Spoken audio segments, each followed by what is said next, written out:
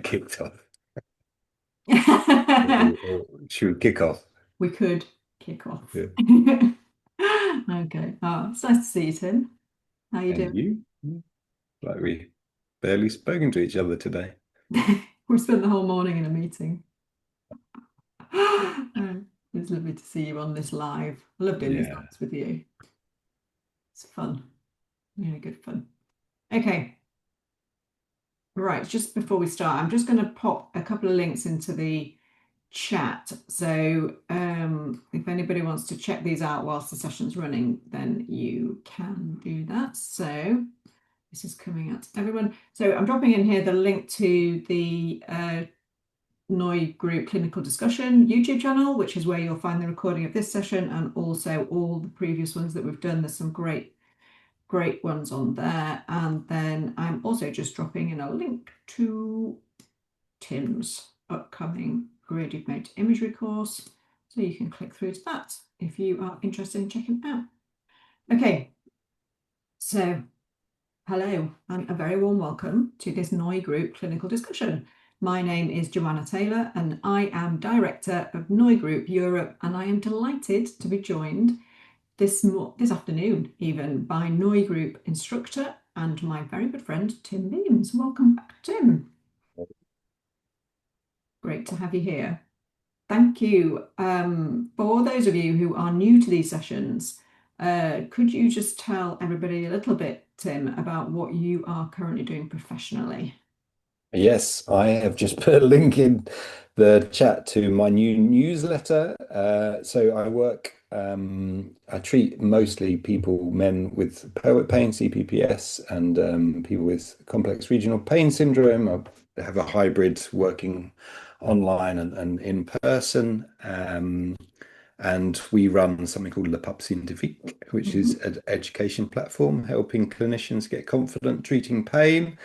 David's in the background. I've been doing some great interviews with David recently about his clinical experience, his 50 plus years of clinical experience, I've got to add. So yeah, those are the two main projects that I'm working on at the moment. Yeah, And brilliant. a bit of research. Yeah. Oh, in the background, I've been writing up some research as well with a lovely group of people, What's that including on, Tim? Morton Ho, that you know, and Roland Reitzig is on the experiences of men with pelvic pain. All So right. we've got 695 responders, which is pretty incredible. Great. So yeah, we're just trying to figure out. There's so much data there. Try and figure out what we've actually found. So yeah, Cool. Oh, cool. Just a few things on the go then. couple of bits. Do check out Tim's newsletter sign up because it's just another way of keeping in touch with him, and I know that it's going to be absolutely superb. So we're looking forward to seeing that, Tim. Thank you. So these sessions are all about giving you a taste of graded motor imagery. For any of you that may have already done a course with Tim or anybody else globally, then this will serve as a way to refresh what you've already learned. But for those of you who are new to NOI or new to graded motor imagery, this will give you a really good taste of what it's all about and what to expect if you were to go on the course with Tim. So just a couple of things to mention before we start. We're going to be talking for about 20 to 25 minutes. If you have any questions, please put them in either the Q&A or in the chat, and we'll get to as many of those as we can. If you do have a question, we'd urge you to leave it earlier rather than later because we do tend to run out of time. So we are recording, Tim, is that right? Yeah, I think so. Excellent. Yep. Okay. So this session is about getting started with GMI, graded motor imagery, and it's a practical introduction for clinicians. So Tim, what are we going to cover today? Getting started using GMI. Yeah, there's a few things.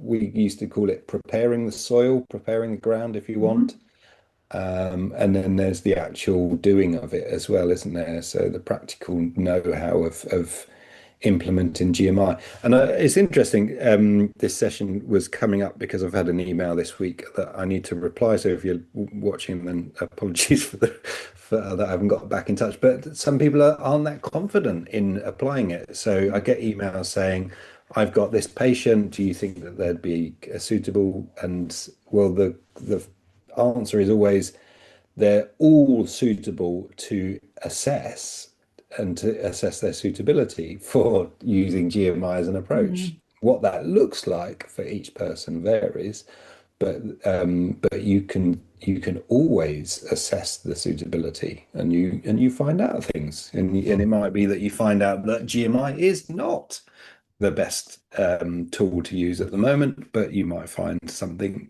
different. Yeah, lovely. Yeah, Thank you. yeah. And also, I didn't mention, but Tim is co-author of the Graded Motor Imagery Handbook alongside David Butler and Lorimer Moseley. So he is one of the founders of this methodology. So we're going to learn from him this morning. Thanks, Tim. So my first question is, starting right at the beginning, for people who really aren't sure what graded motor imagery or GMI is all about, could you give us a little overview about what it is? Yes. Well, it it is essentially an approach that we can use, which utilizes three distinct phases or three distinct components to help people that typically struggle either with movement or pain or both, um, and utilize.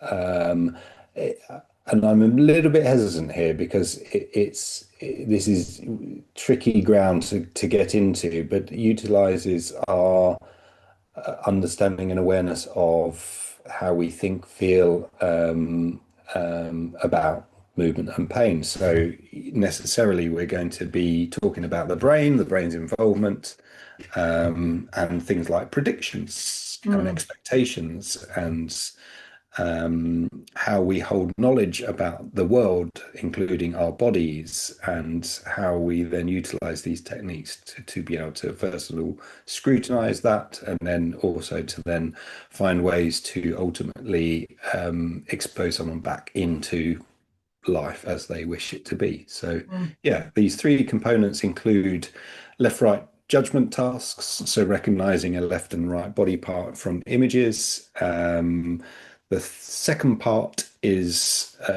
going through a visual imagery process, so imagining yourself moving. And the third is utilizing the mirror to give you back a reflective image of you, your limb, such that it appears as though it could really be yours. So, like an illusory technique. So, yeah, there's three components. I actually feel like there's quite distinct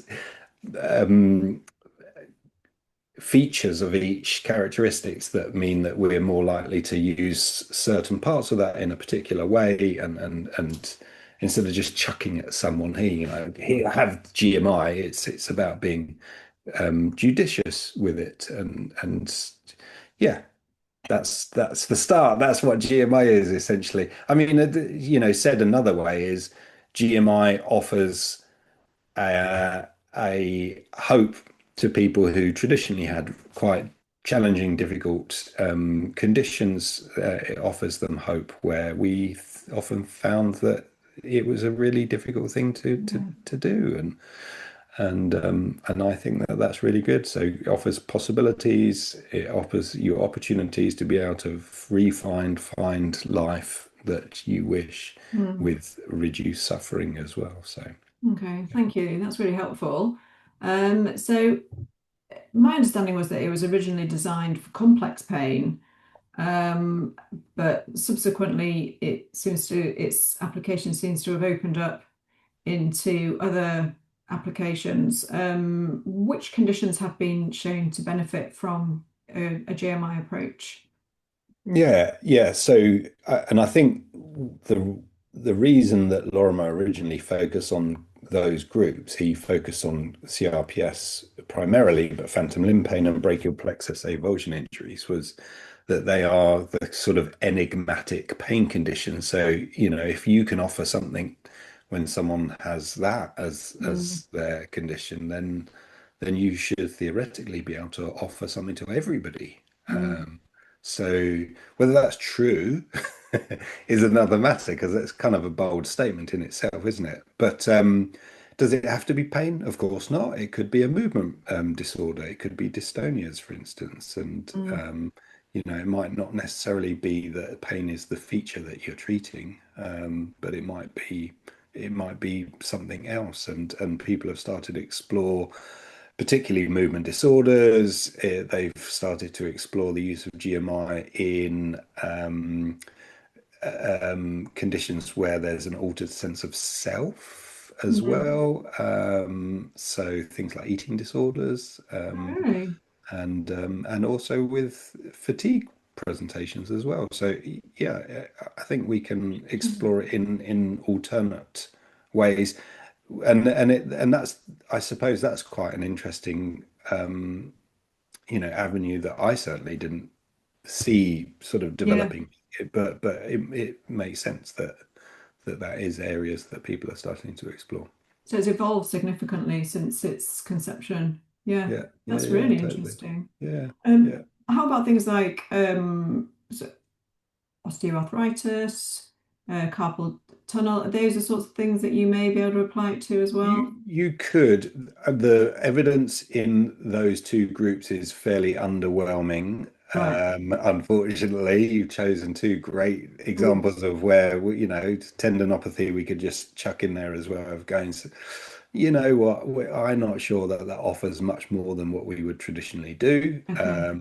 But it doesn't mean to say you shouldn't explore elements of it as well. It Mm, depends on the presentation of that individual. yeah. So, yeah. It all seems to it's very flexible. So you've got these options with it, and you can apply elements of it to lots of different clinical situations.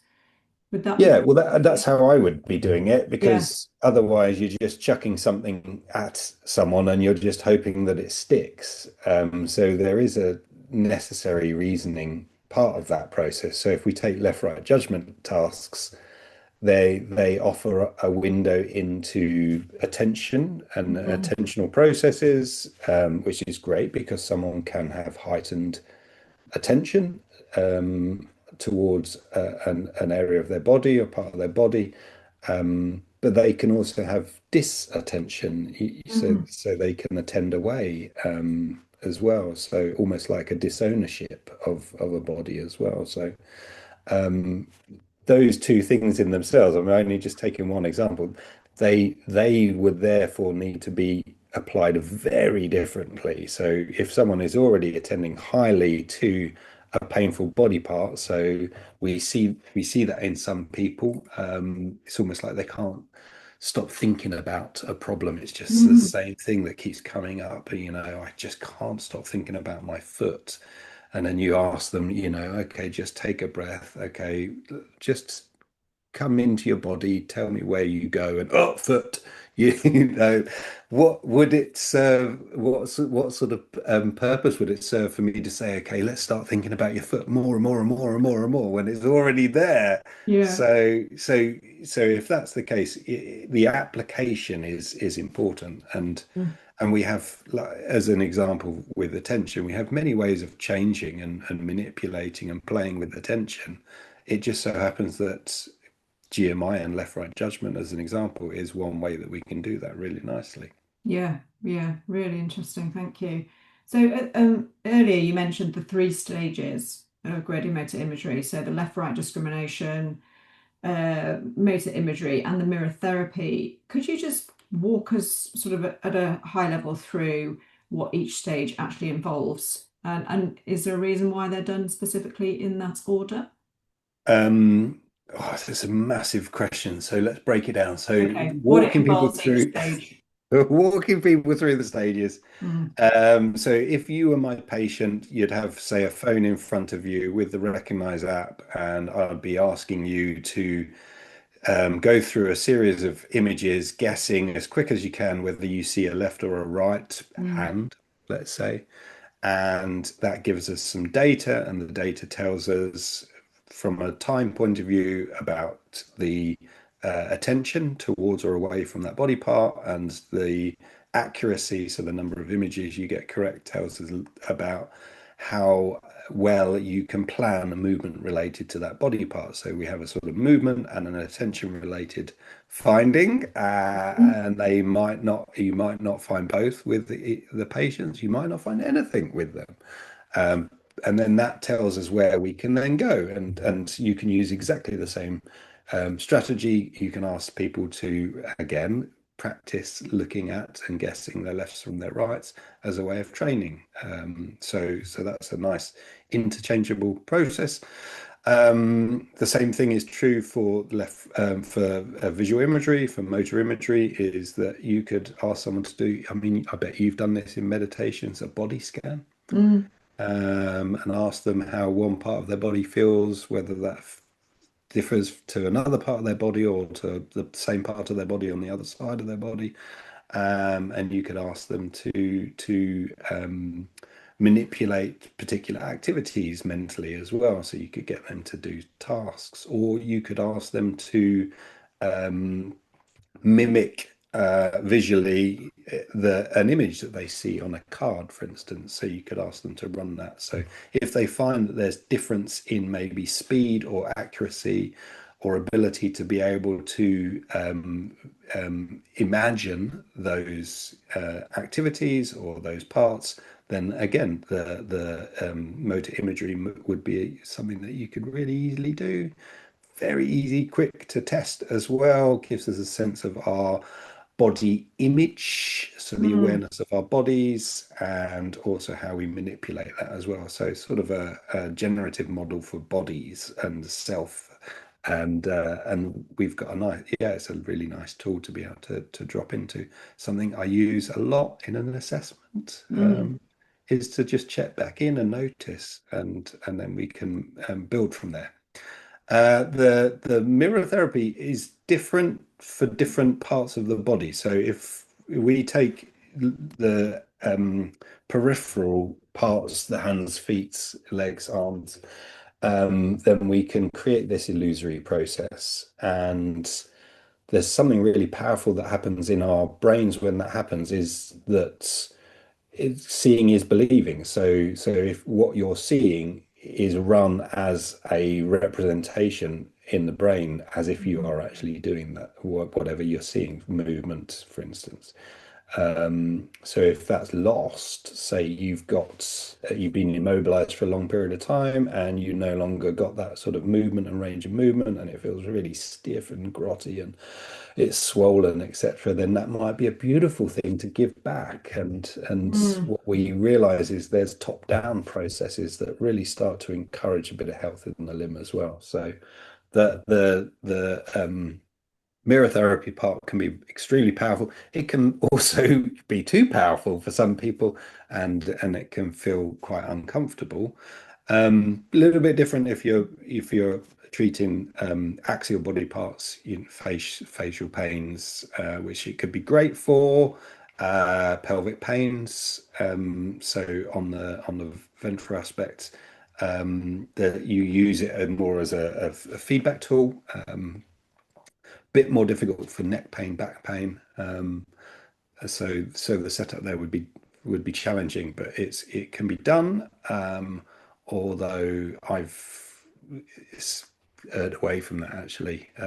So yeah, the left-right judgment and the motor imagery are much easier to do for axial body parts Yeah. than using mirrors. And there was a second part to your question, and I've forgotten it. Yeah, there was. And why are they done in a specific order? Ah, yes. So that's a really good question, actually. I don't know whether we talked about this. Um, so the original rationale was related to selfhood and how strong a sense of self, like the conscious construct of sense of self was, and if you take yourself further back to the sort of unconscious processing of self, you're less likely, at least this is the theory, to be provocative, to create painful response. Mm, So sort of the dissociating of if I do this movement, it's painful. When I do this movement, I'm expecting it to be painful. What happens if you imagine doing the movement instead? Oh, I still think it's going to be painful. mm, Right. What happens if we take ourselves a step further back than that? And that was kind of the rationale. From a brain point of view, it does look distinctly different, the way and the parts of the brain that are activated in each component, mm, where we have little activation of your primary motor cortex for the left-right judgment tasks. So the sort of areas of the brain that prime your body to get ready to move are sort of taken out of that equation, which is great. And then we start to gradually put that back in and put that in even more strongly as well. So it's sort of more body related activation of the brain as we go through each task. mhm. And it looks like that's probably important for some people, that you are more stepwise in that process. Not everybody. Yeah. But for CRPS, it looks like we need to sort of lay some foundations and then build on it. And a graded exposure approach is I think really sensible actually for CRPS, for instance. Mm. So yeah. Okay. That's right. Thank you. Really interesting. Um, I've got a question now. We didn't actually rehearse this, Tim, so I'm going to put you on the spot now. What do you mean? We haven't rehearsed anything? Have you got a good patient example of where you've used graded motor imagery really effectively? Um, what do you mean by that really effectively? As in stepwise, step by step by step, or who's had a really profound change using graded motor imagery Yeah, or the, what? the, the latter. Who's had a profound change? Yeah, I've got a couple of people. It's taken time, Hmm. but I've got a few people. I mean, I suppose it's it's easiest to see the most profound change from someone who's been highly disabled. Yes. So I've treated a couple of people who, because of pain and the impact that pain had, they were in a wheelchairs, and that was a good thing for them because it meant they Mm, still had a life in the wheelchair. One of them was bedbound for some time as well, mm, and both are, up, active, moving. In fact, one of them has done triathlons and mhm. yeah, so that I would say that's the most, if from wheelchair user to triathlete, I think that's probably the most significant like Yeah, change in activity so levels. interesting. And Yeah. who would you, and just taking that question a little bit further, so more commonly in your clinical practice, do you who are you using it? Do you use it with most of your patients, all of them, or elements of it, or is it yeah? Are you incorporating it just generally in your daily practice? Yeah, so that's a really good perceptive question, which I'd expect from you, Joe. Uh, I use elements uh, of GMI with m many, or if not most. Yeah. I use thinking and the reasoning around it with everybody Okay. because it's always a part of how I make sense of and understand the people in front of me. So, the broader understanding that I've developed over time has been brilliant. It's been awesome for me. Mm, You know, there are lessons learned that are things like I'm okay with going back a few more stages than we would traditionally have thought in rehabilitation. So instead of saying you mm, must do more, you must keep on moving. Actually, no, I know that if someone needs to use a wheelchair because it will allow them to get out into life better, I know that we can come through those stages. So, mm, there's that thinking is absolutely crucial in my work as well. So Mm, so there's that side, and then there would be the me being able to drop into just a visual imagery, yeah. just of being able to try, boom, at the drop of a hat, why don't we just try this one thing and tell me how it feels? Or, oh, what do you get from that? Oh, you feel this. Oh, what do you reckon that is? And so I can very easily sort of drop into these um, component parts of GMI, and I do very, Mm, very regularly mm, with people. The taking them through step by step by step, that needs to be tailored to the individual, and the challenges there are fitting it in with life, how much support they have, etc., etc., etc. So, mm, there are people that I don't take them through GMI that I would love to. mm, And it just so happens that life means that it's a really big challenge at the moment. I have one person in mind, and we are getting to the point where we will be able to use GMI, but there have been so many challenges going on that it's like we need to we need to get life in the right place in order for us to be able to succeed yeah. with GMI, and that happens as well. So it's about being pragmatic sometimes. Thanks, Tim. It seems very flexible. I think that's the point that I was hoping you were going to illustrate there, is that Oh, sorry. Yes, it's it's flexible.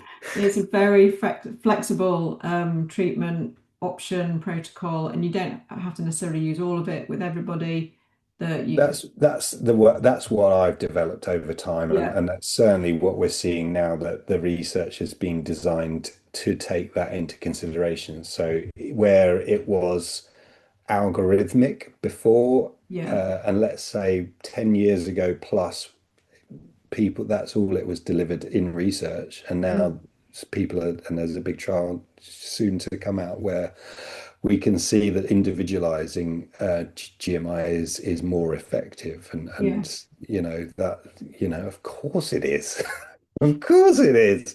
Because you've got, like, if we just take, and obviously my interest has been CRPS for some time. mm, There's lots of different flavors of CRPS. There's lots of different flavors of CRPS in that person at different times. mm, And you only know that when you experience it for long enough, that, oh wow, so you are a different person now than you were 6 months ago. And that means that we've got to change our approach yeah, and adapt and make it right for you. So flexibility is crucial. yeah. Thank you, Tim. It's fascinating. We've got a couple of questions from Jean, which I'd like to just take before we start to wrap up. So, for Tim, can we usually expect changes progressively, or can it be a long time to see the first benefits? Um, Speed of change, I think. can we see things progressively? I think it was. Yes. And do we see long-term benefits? Is Hmm. that right?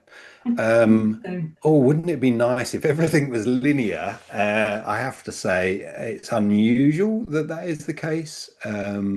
Like fits and starts is probably more likely, with a few Hmm. setbacks. So that's most likely to be what you see. We've got a couple of people working on bits at the moment where they've had really profound changes quite quickly. Hmm. And I wasn't expecting it, and that's amazing. Hmm. I won't hold my breath because I also know that we can have some dips as well with that. So sometimes you can have some quite, amazing changes very rapidly. And then there are people where I'm thinking, let's just set up the conditions for success. Success will happen, but it's going to take time. Yeah. And there are, many features within life and the human that means that change is slow, and a graded Hmm. exposure approach is typically like that. It's a drip, drip, drip, drip, drip effect. So, Hmm. you don't expect to get better overnight. It's a bit like, going to the gym. You need to be consistent. If you want to see change, it needs to be a consistent feature of what you're doing. Yeah, thank you. Thanks, Tim. And I think that probably answers your second question, Jean, that is there some kind of threshold in progression where you see changes in symptoms? It's not linear. It's not linear, no. Sorry, yeah, I'm just thinking of through the question. So, the threat, it might be that there is habituation as well. So it might be that things don't change, and then you Mm, know that you need to change yourself. You need to progress. So, looking at pattern, not daily, but pattern over time. So over weeks and months, probably more helpful yeah. for me with the people that I'm seeing are people who are living long term with different conditions. So that's Mm, how I would view it. But it would be different if you're in an acute care situation as well. So, mm, if someone has uh, had an ACL repair or got a nasty fractured humerus or something like that, that will be different than someone who's lived with 5 years of CRPS and disappointment and what have you. yeah, So, for yeah, sure. It strikes me very much from what you're saying that it's a confidence thing on the part of the clinician to know when to go forwards and then maybe take a step back, and that it's a very there's so many different things that you can use, very, very flexible across conditions and across approaches. And it's yeah, about understanding when and where and with yeah, who to use what with yeah. the GMI toolbox. Yeah, yeah, yeah, yeah. And sometimes you do take a step back and you go, things are tough at the moment. Mm. What helped me when it was tough last time? I have one person I've spoken to this week, and that's the question, that's the conversation we've had. What happened when it was tough last time? You did Yeah. this, this, and this. Right, let's go. Are you happy to do that? Mm. Yes, I know where to start. Let's do it. Thank you. Okay, thanks, Tim. Always really enjoyable. Spend half an hour with you talking about one of these topics. So we're just going to, for those of you who might be interested in doing a proper deep dive with Tim, spending, I think it's 3 sessions, 3 half days with him, and learning about graded motor imagery in depth, in detail, what to do, when to use it, who to use it with, and how to use it, then Tim has a course coming up. So it's an online course. And Tim, could you just tell us a little bit about what people might expect to take away with them at the end of the time with you? Oh, yeah. Oh, we're going to go super complex. We're dipping our toes into complexity here. Yeah, so I mean, the foundation of what I'm going to teach is what I call GMI 2.0. So it's, the next stage in our understanding of GMI and the models that allow us to Mm, understand it as such. So to understand the different presentations, the different phenotypes of conditions and things that mean that we apply GMI in a slightly different way, and how graded exposure fits with models like things like predictive processing, and mhm, how we apply that to the individual. We obviously, and it's important that if people come on a course, they do the techniques as well. You try it out yourself, you have a feel, because it's important when you come to offer that back to your patients, to your clients. So mm, we do it, we try it, we feel it, we talk about it, and you get an opportunity to discuss some of your patients as well. So we amazing. talk about the people that we're working with, how we might apply certain things with those patients as well. And it's a start. So we start that process, and hopefully you're confident enough to carry it on and build from there. Brilliant. Thank you very much. Probably should also say you get an online like package of videos that I've recorded, of Yeah. papers to read, of a workbook that I put together where you've got, I can't remember how many it is now, but it's sort of 10 to 15 different ways of applying different parts of the course. Try this with a patient and then reflect on it. So there's a Yeah. sort of reflective piece for each one. Really practical. If you want the deep dive understanding and how to apply it with your patients practically every day in the clinic, then it's a superb course. And you couldn't learn from anybody better than Tim. So thank you, Tim. Uh, key takeaway from today? Um, have a go. Let's get in there. Do Yeah, it. yeah. And if you're interested in graded motor imagery as a whole, there's about 10 of these clinical discussions on our YouTube channel on graded motor imagery, from high-level overviews like we've done today into some of the much more complex topics and some of the science and practical applications. So do go and check those out. So thank you, Tim, for this practical introduction to graded motor imagery. Thank you, everybody, for joining us live and for the questions that you've given us. We absolutely love connecting with our audience and having this opportunity to sort of meet you. It's wonderful. And remember, the recording will be available on our YouTube channel. Go and check it out and check out some of the other videos that we've got up there too. And thanks again for joining, and hope you enjoy the rest of your day, evening, wherever you are in the world. Thanks again, guys. Take care. See you next time. Is